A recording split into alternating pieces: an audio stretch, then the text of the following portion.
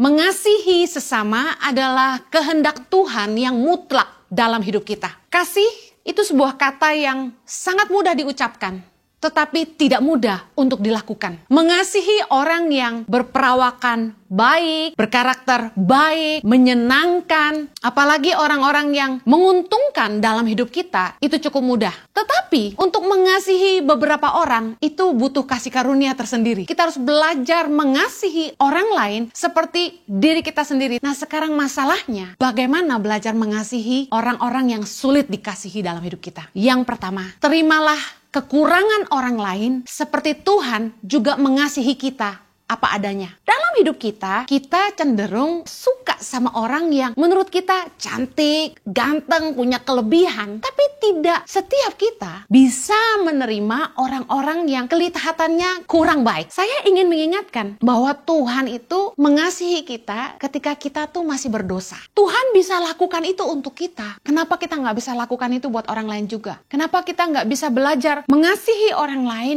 apa adanya? Harusnya kita bisa belajar menerima kekurangan orang lain, menerima kelemahan mereka, bahkan mengampuni orang-orang yang bersalah kepada kita, karena Tuhan sudah memberikan teladan bahwa Ia mengampuni kita ketika kita masih berdosa, dan Dia memilih mengasihi kita apa adanya.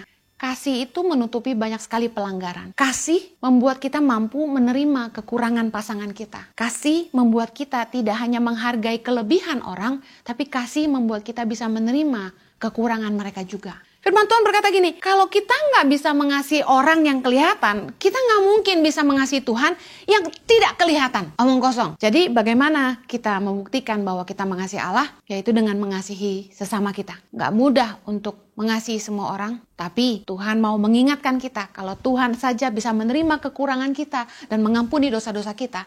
Seharusnya kita juga bisa belajar mengasihi orang lain juga. Tuhan itu menciptakan setiap orang unik dan berbeda. Nggak ada satu orang pun yang sama. Tuhan kita adalah Tuhan yang tidak membeda-bedakan orang. Kita tidak boleh memandang bulu, miskin, kaya, suku, dan lain sebagainya. Kita nggak boleh membeda-bedakan orang. Tapi sebaliknya Tuhan mau kita menghargai perbedaan. Sadarilah bahwa setiap orang diciptakan unik dan berbeda. Hanya karena orang lain nggak sama dengan kita, bukan berarti mereka nggak berharga. Orang yang sombong itu merasa dirinya lebih baik dari orang lain. Belajarlah menghargai semua orang. Jangan pernah merendahkan orang.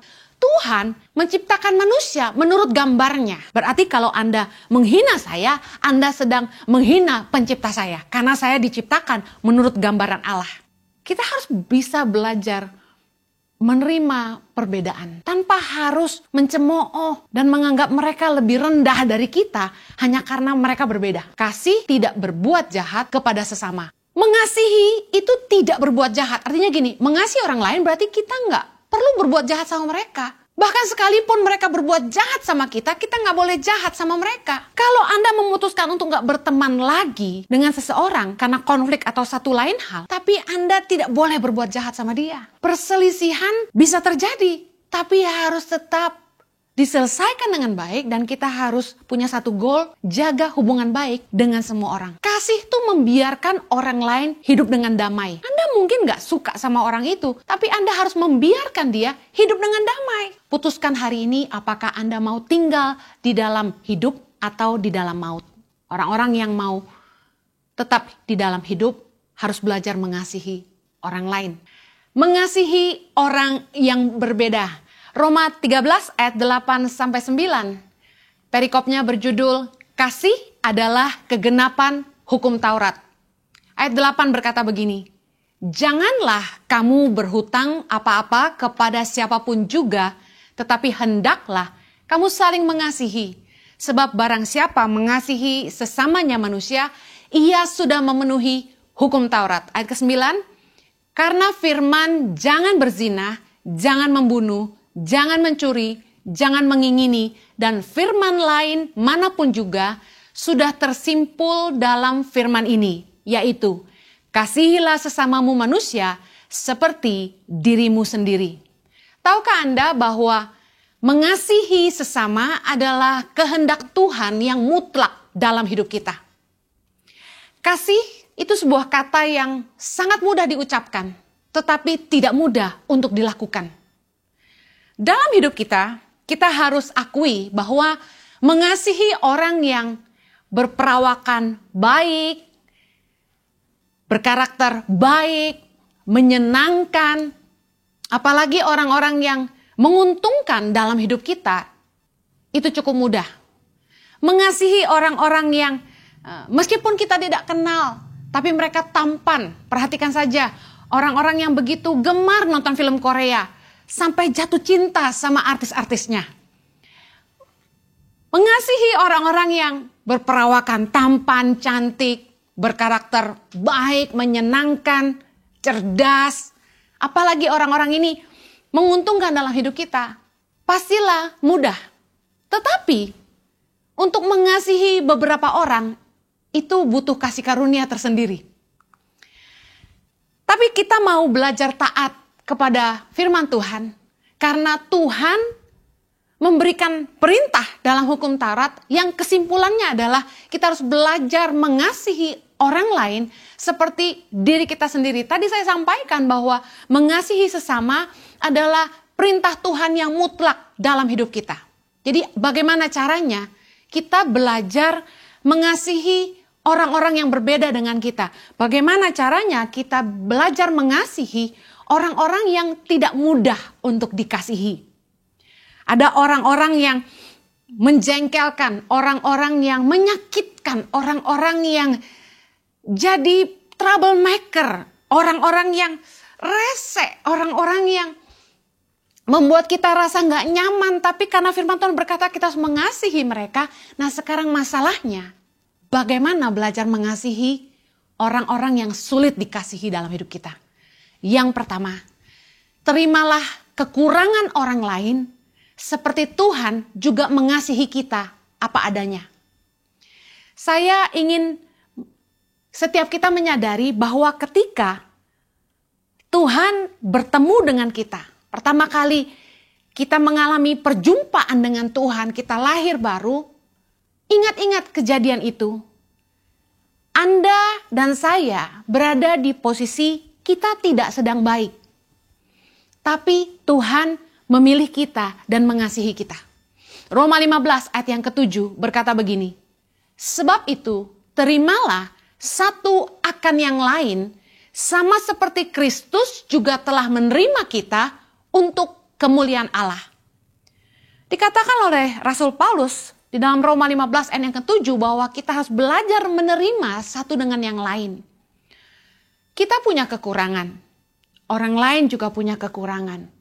Bagaimana caranya supaya kita bisa belajar menerima kekurangan mereka seperti Tuhan juga menerima kekurangan kita? Sekali lagi saya ingin ingatkan, ketika kita mengalami perjumpaan dengan Kristus pertama kali, keadaan kita tidak sedang baik-baik saja. Saya punya peliharaan burung di rumah.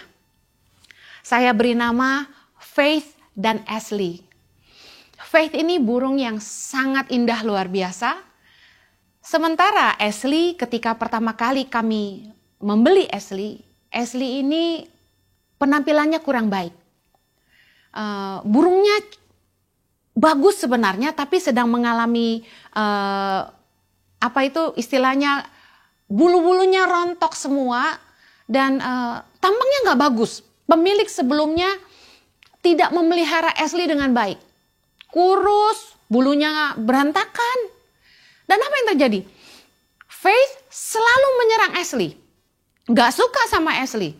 Faith ini selalu menggigit Ashley. Kami coba tunggu 1 minggu, tetap tidak mau berteman. Kami taruh kandangnya sebelahan, tetap tidak mau berteman.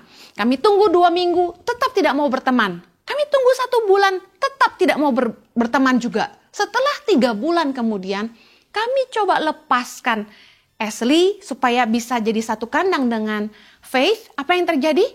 Faith menyerang Ashley. Tapi setelah 4 bulan kemudian, bulu-bulu Ashley mulai tumbuh. Ashley mulai tampak begitu cantik. Ya, Faith ini jantan, Ashley ini betina. Bulu-bulu Ashley mulai kelihatan begitu cantik. Dan apa yang terjadi? Sekarang mereka akrab sekali, suka bercanda. Dan kelihatan sekali Faith mulai menyukai Ashley. Dalam hidup kita juga sama. kita cenderung suka sama orang yang menurut kita cantik, ganteng, punya kelebihan. Tapi tidak setiap kita bisa menerima orang-orang yang kelihatannya kurang baik. Saya ingin mengingatkan bahwa Tuhan itu mengasihi kita ketika kita tuh masih berdosa. Roma 5 ayat yang ke-8 berkata begini. Akan tetapi Allah menunjukkan kasih-Nya kepada kita oleh karena Kristus telah mati untuk kita ketika kita masih berdosa. Mari kita bacakan sekali lagi dengan seksama. Dikatakan, tetapi Allah menunjukkan kasih-Nya kepada kita oleh karena Kristus telah mati untuk kita ketika kita masih berdosa. Tuhan itu mengasihi kita ketika keadaan kita sedang buruk, keadaan kita sedang tidak baik. Kita sedang hidup sebagai orang yang tidak tahu diuntung. Kita hidup seperti sampah, kita menyia-nyiakan hidup kita. Kita tidak tahu bersyukur. Tapi luar biasanya, Tuhan tetap mengasihi kita. Bahkan dikatakan, Dia menunjukkan kasih-Nya kepada kita ketika kita masih berdosa. Tuhan mengasihi kita dengan semua kelemahan kita, dan Dia mengampuni dosa-dosa kita. Saya terinspirasi dengan ayat ini. Tuhan bisa lakukan itu untuk kita. Kenapa kita nggak bisa lakukan itu buat orang lain juga? Kenapa kita nggak bisa belajar mengasihi orang lain apa adanya? Harusnya kita bisa belajar menerima kekurangan orang lain, menerima kelemahan mereka, bahkan mengampuni orang-orang yang bersalah kepada kita. Karena Tuhan sudah memberikan teladan bahwa Ia mengampuni kita ketika kita masih berdosa.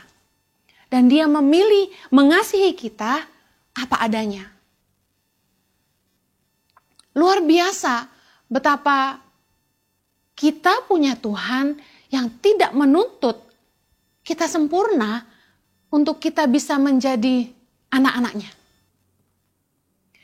Banyak orang tua jasmani yang gak bisa menerima kekurangan anak-anaknya.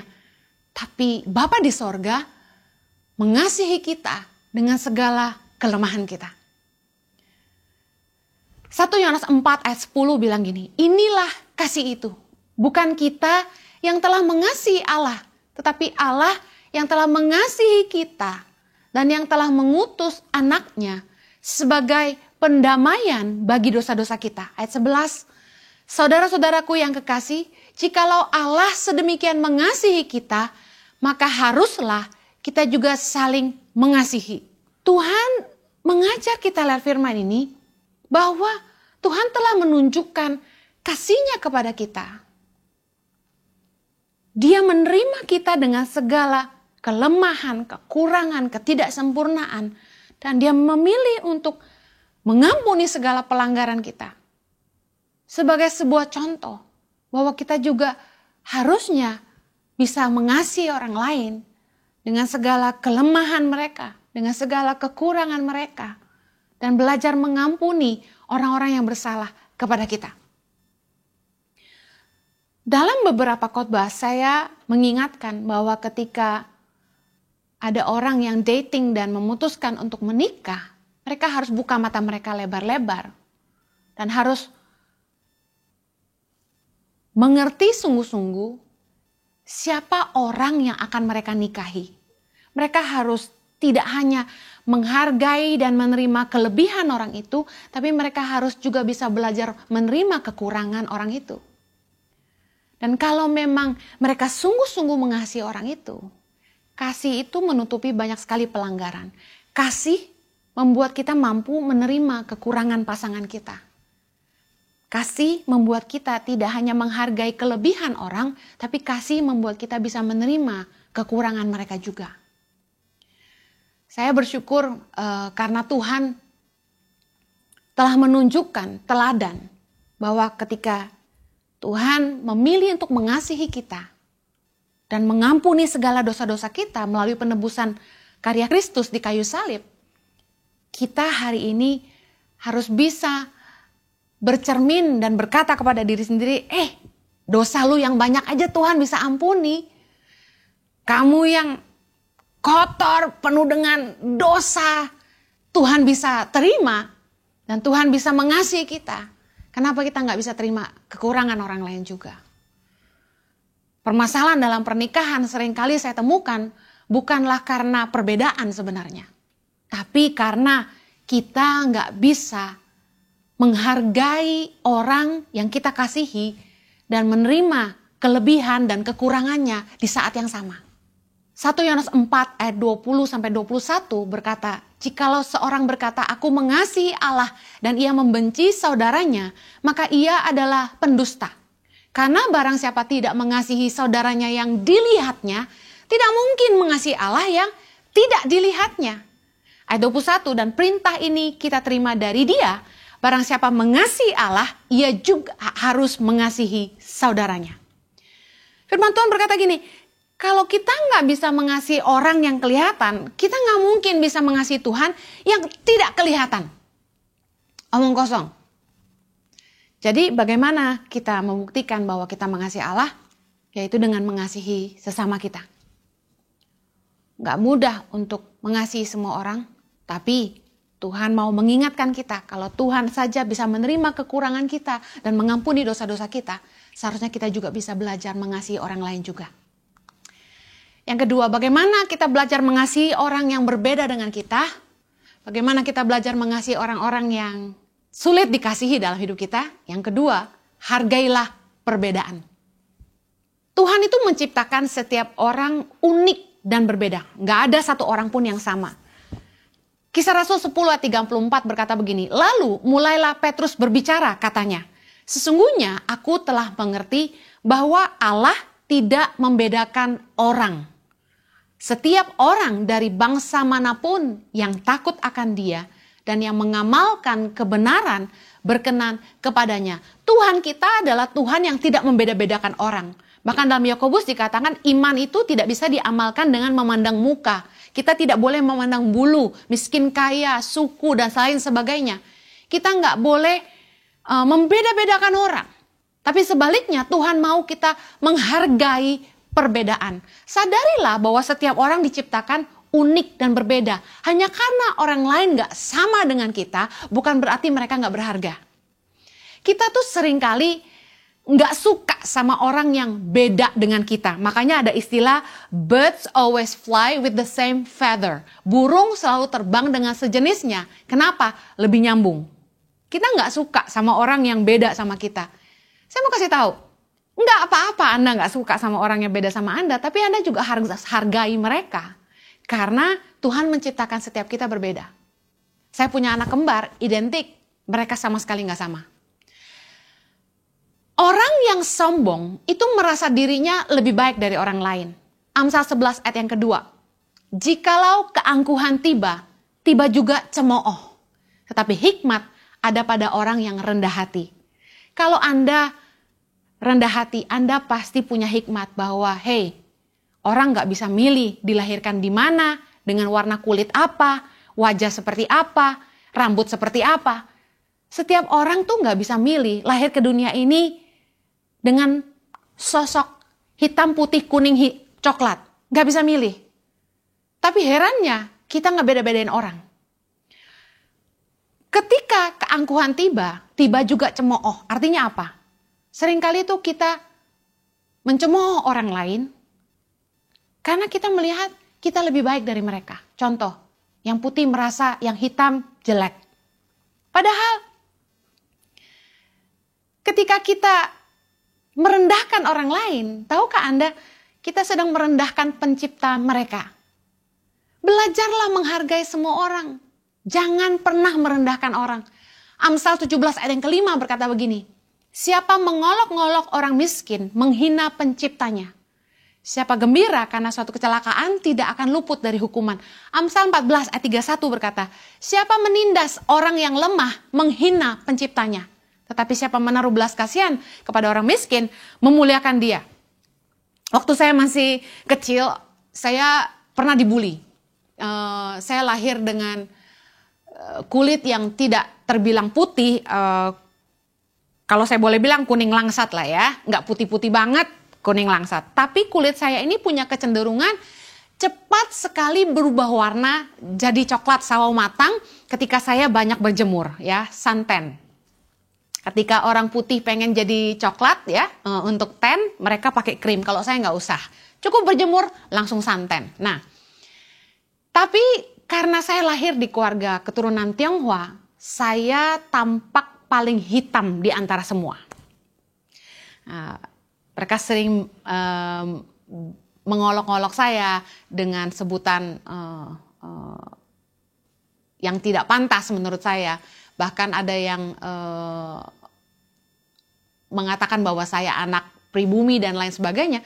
Saya sama sekali tidak pernah membeda-bedakan ras. Bagi saya mau Tionghoa, mau pribumi, kita sama-sama lahir di bumi Indonesia dan kita bangsa Indonesia. Dari dulu saya main sama teman-teman apapun warna kulitnya. Saya senang tinggal di Sydney, Australia karena di sana kita tidak merasa teman-teman yang berkulit hitam atau lebih putih dari kita itu berbeda. Kita nggak fokus ke situ. Suku, warna kulit bagi kami nggak masalah. Tapi di Indonesia cukup bermasalah. Betapa orang-orang berkulit putih merasa punya posisi lebih tinggi. Kita harus belajar satu hal ini. Siapa yang menetapkan ukuran cantik? Standar dunia untuk menilai sebuah kecantikan itu berbeda dengan Tuhan. Kejadian 1:27. Maka Allah menciptakan manusia itu menurut gambarnya. Menurut gambar Allah diciptakannya dia, laki-laki dan perempuan diciptakannya mereka. Kejadian 1 ayat 31 dikatakan gini. Maka Allah melihat segala yang dijadikannya itu sungguh amat baik. Jadilah petang dan jadilah pagi, itulah hari ke-6. Bayangkan, Tuhan menciptakan manusia menurut gambarnya. Berarti kalau Anda menghina saya, Anda sedang menghina pencipta saya. Karena saya diciptakan menurut gambaran Allah. Dan menurut Tuhan, manusia yang diciptakannya itu sungguh amat baik. Tapi dunia menetapkan ukuran cantik itu apa? Ayo kalau mau jujur. Putih, mancung, mata belok, bibir tipis, tinggi, langsing. Apalagi? Banyak duit. Rambutnya lurus. Nggak percaya? Coba lihat. Luluran, pemutih wajah, pemutih kulit, bonding rambut, laris manis.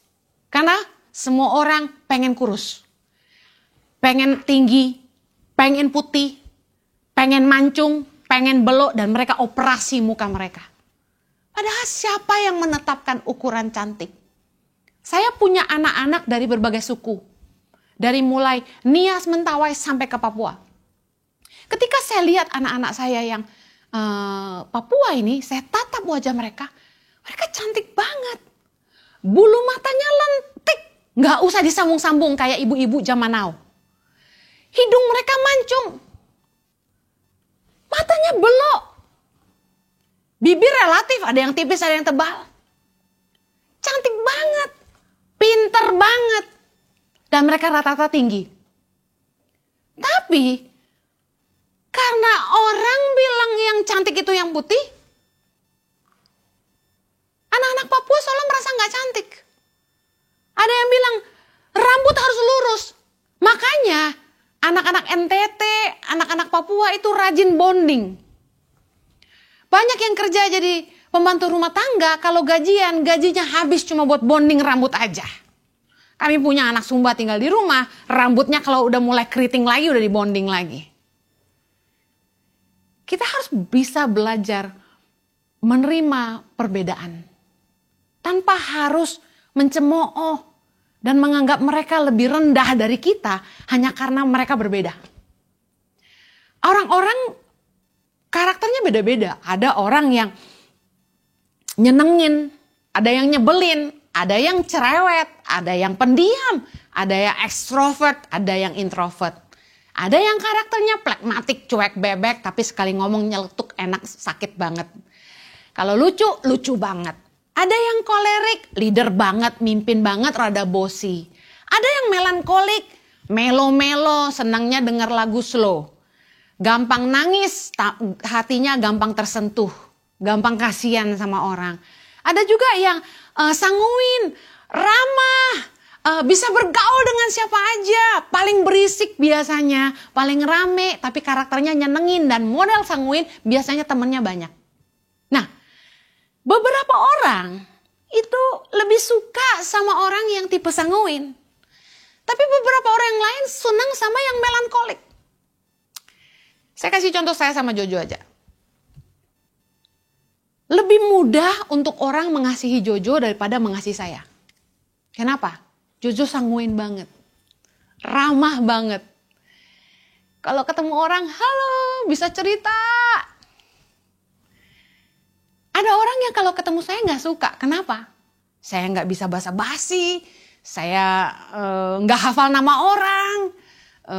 Saya orangnya males diajak keluar. Karena saya orangnya family oriented banget. Bayangkan gini, kalau papa mama modelnya kayak Jojo, sukanya keluar, ketemu teman, kumpul-kumpul sama teman, terus siapa yang ngurus rumah? Siapa yang ngurus anak-anak? Tapi bayangkan kalau misalnya semua orang sukanya model kayak saya, yang gak banyak teman, diem di rumah, kuper. Saya kasih tahu, dua-dua itu baik di mata Tuhan, tapi seringkali kita gak suka sama orang karena kita punya preference, makan aja ada selera. Demikian juga pertemanan kita. Tapi saya mau bilang gini, bagaimana kita belajar mengasihi orang yang berbeda sama kita. Ada yang pertama, kita terima kekurangan mereka, seperti Tuhan juga menerima kekurangan kita. Dan yang kedua, kita harus belajar menghargai siapapun mereka. Menghargai perbedaan-perbedaan yang ada.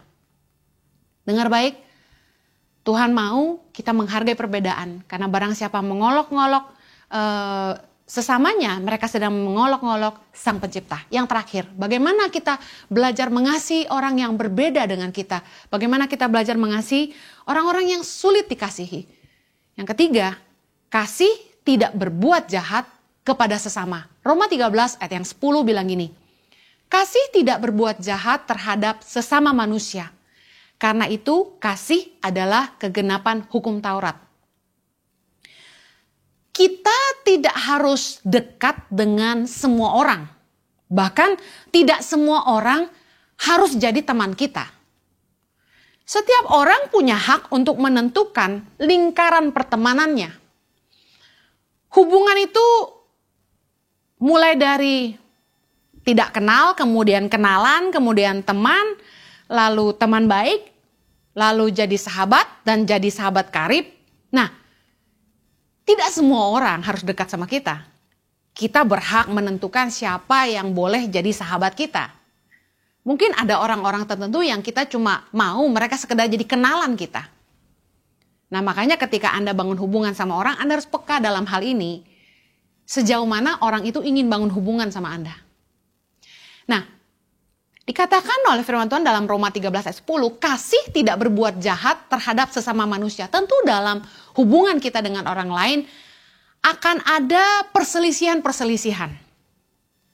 Lalu gak cocok, gak bisa kerja bareng, gak bisa jalan bareng, gak bisa temenan. Orang pacaran aja ada putusnya. Lalu gimana dong? Dengar baik. Kasih tidak berbuat jahat terhadap sesama manusia.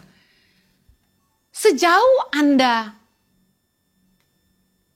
bisa baik-baik dengan semua orang, tidak masalah Anda tidak berteman dengan mereka. Yang penting Anda nggak jahat sama mereka. Pasti Anda berpikir, kok kita milih-milih teman? Firman Tuhan mengajar kita untuk tidak bergaul dengan beberapa kelompok orang. Amsal 24 ayat 1 contohnya, jangan iri kepada orang jahat, jangan ingin bergaul dengan mereka. Firman Tuhan mengajar kita untuk tidak bergaul dengan orang jahat. Boleh nggak kita pilih-pilih siapa yang boleh jadi teman kita? Boleh dong. 1 Korintus 5 ayat 11. Tetapi yang kutuliskan kepada kamu ialah supaya kamu jangan bergaul dengan orang yang sekalipun menyebut dirinya saudara adalah orang cabul, orang kikir, penyembah berhala, pemfitnah, pemabuk, atau penipu, dengan orang-orang demikian, janganlah kamu sekali-kali makan bersama-sama. Makan bersama tuh bangun hubungan. Orang kalau ngajak kita makan bareng-bareng, makan sama-sama, berarti orang itu punya intensi untuk bangun hubungan yang lebih dengan kita. Nah, firman Tuhan berkata, jangan bergaul dengan orang yang cabul, kikir, penyembah berhala, pemfitnah, pemabuk, penipu. Jangan bahkan makan sama dengan mereka. Berarti firman Tuhan mengajar, kita berhak memilih siapa yang ada dalam lingkaran pertemanan kita. Nah, masalahnya gini, kalau kita nggak suka sama orang, kebanyakan orang cenderung ngejelek-jelekin orang lain.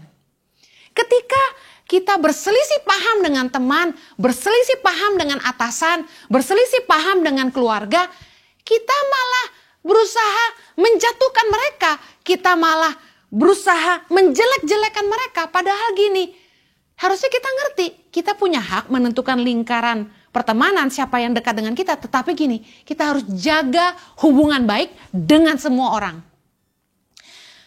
Mengasihi itu tidak berbuat jahat. Artinya gini, mengasihi orang lain berarti kita nggak perlu berbuat jahat sama mereka. Bahkan sekalipun mereka berbuat jahat sama kita nggak boleh jahat sama mereka.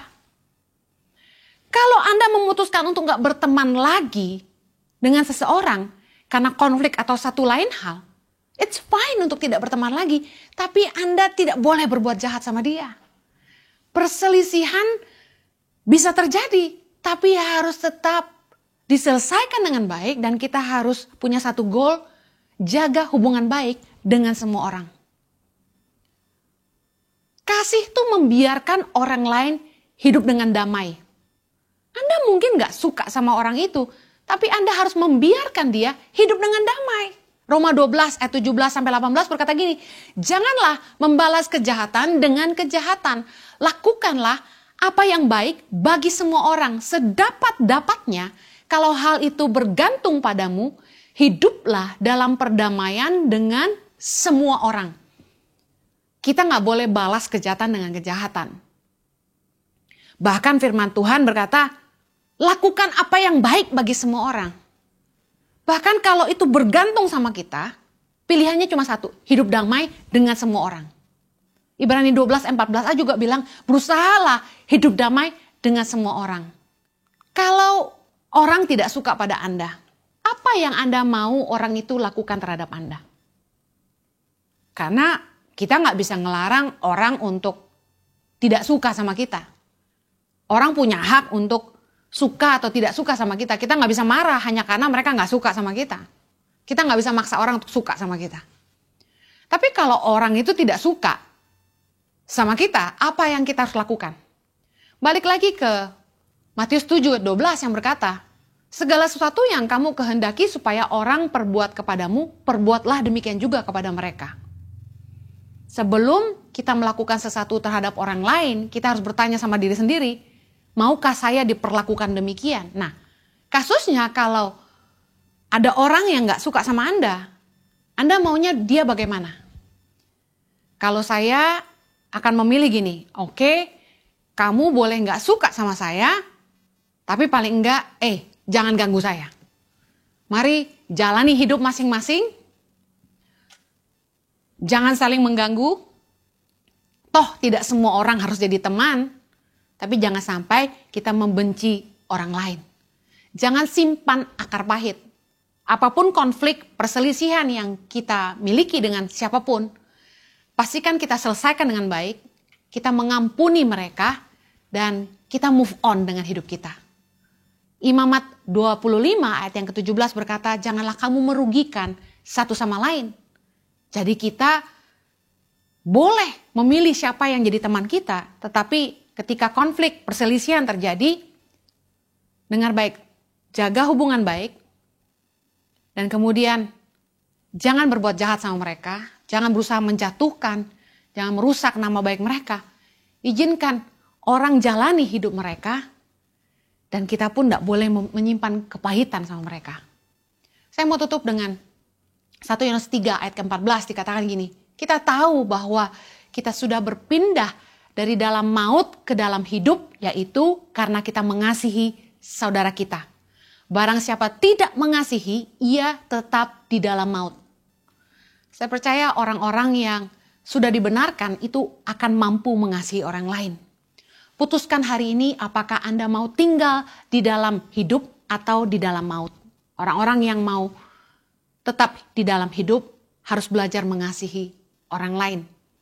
Saya tutup bagaimana kita belajar mengasihi orang yang berbeda dengan kita. Yang pertama, terimalah kekurangan mereka, seperti Tuhan juga menerima kekurangan kita. Yang kedua, hargailah perbedaan, karena Tuhan menciptakan setiap orang itu unik dan berbeda. Yang ketiga, kita harus ngerti bahwa kasih itu tidak berbuat jahat kepada sesama. Izinkan orang lain hidup damai, dan jangan sampai kita tidak mengusahakan itu, dan pastikan kita punya hubungan yang baik dengan semua orang.